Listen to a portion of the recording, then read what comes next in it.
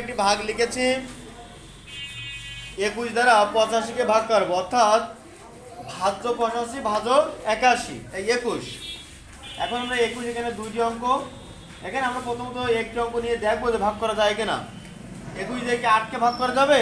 নিশ্চয় যাবে না, যেহেতু 8 ছোট, সমান এবং বড় হলে ভাগ করা যাবে। এই জন্য আমরা পরবর্তী 5টাও নিব নিয়ে। এখন দেখো এটা হচ্ছে 85, অর্থাৎ 21 দ্বারা 85-কে ভাগ করা সম্ভব।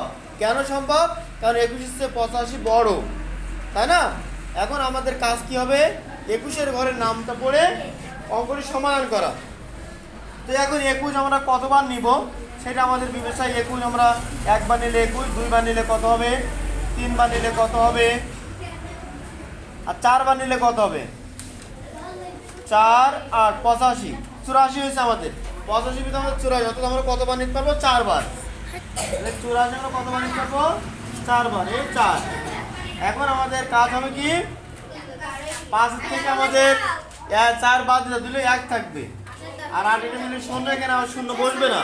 তাহলে আমরা কিন্তু এইভাবে এগুলো সমাধান করতে পারবো।